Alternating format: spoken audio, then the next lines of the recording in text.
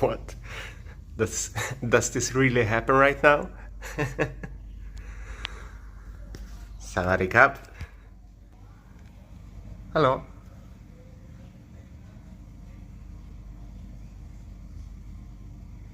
Oh. I just noticed a small wound on the snake, so I'm gonna clean that up and then release the snake again.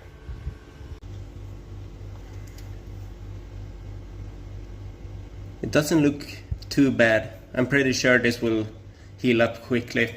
I think this was made by cats or birds, so I'm putting a tiny bit of antibacterial cream because especially cats have very bad bacteria.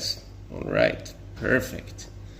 And as always, we release the snake just where we found it.